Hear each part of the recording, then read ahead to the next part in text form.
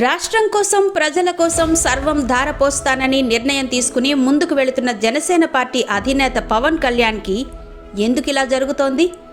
తనకిచ్చిన సీట్లు కూడా తగ్గించుకుని టీడీపీ బీజేపీ మధ్య సయోధ్య కుదిర్చేందుకు ఎందుకు పవన్ కళ్యాణ్ కంకణం కట్టుకున్నారు అనేది $1000 ప్రశ్నగా మిగిలిపోతుంది. జనసేన అధినేత పవన్ కళ్యాణ్కి ఈ పొత్తుల వల్ల ఒరిగేదేంటి అన్న ప్రశ్న కూడా మొదలైంది. వాస్తవానికి గత నెల 24న చంద్రబాబు పవన్ కూర్చుని విడుదల చేసిన తొలి జాబితా ప్రకారం జనసేనకు 24 అసెంబ్లీ 3 పార్లమెంటు సీట్లు దక్కాయి. అయితే తాజాగా బీజేపీతో పొత్తు కుదుర్చుకున్న సమయంలో జనసేన ఎంపీ సీట్లలో ఒకటి తగ్గింది. ఇది ప్రచారమే అయినప్పటికీ వాస్తవంగా తెలుస్తోంది. ఇక తాజాగా చూస్తే కేంద్ర మంత్రి గజేంద్ర సింగ్ షెకావత్ ఉండవిల్లిలోని చంద్రబాబు నివాసంలో గంటల తరబడి చర్చలు సాగించిన నేపథ్యంలో అమాంతం బీజేపీ అసెంబ్లీ సీట్లు పెరిగాయని అనుకుంటున్నారు. ముందుగా అనుకున్న ప్రకారం పొత్తుల్లో భాగంగా బీజేపీ 6 అసెంబ్లీ సీట్లకే పోటీ చేస్తుందని అందరూ భావించారు. డిమాండ్ చేస్తుండగా ఆ పెరిగిన సీట్లను జనసేన వదులుకోవాల్సిన పరిస్థితి ఏర్పడింది. అంటే గతంలో అనుకున్న 24 అసెంబ్లీ సీట్లకు బదులు 21 సీట్లకే జనసేన పార్టీ పరిమితం కానున్నట్టు తెలుస్తోంది.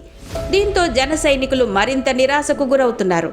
అయితే గతంలో కంటే పరిణితి చెందిన జన సైనికులు పవన్ కళ్యాణ్లో ఏదో ఒక వ్యూహం లేకపోతే ఈ విధంగా సీట్లు తగ్గించుకోరన్న భావనకొచ్చినట్టు తెలుస్తోంది.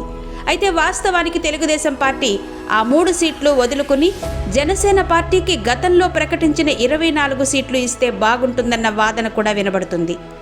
గతంలో కాకుండా ఏపీలో జనసేన పార్టీకి ఓటింగ్ రేటు బాగా పెరగడంతో సీట్ల సర్దుబాటు విషయంలో టీడీపీ కొంత తగ్గితే వారికి మేలు జరుగుతుందన్న వాదన కూడా వినిపిస్తుంది. ఏది ఏమైనప్పటికీ బీజేపీ టీడీపీ జనసేన మధ్య పొత్తు కుదరడం, ముగ్గురు కలిసి ఎన్నికల బరిలో నిలబడడం వైసీపీకి కొంత నష్టమనే చెప్పాలి. కానీ వైసీపీ కూడా తనదైన స్టైల్లోనే ముందుకు కదులుతోంది.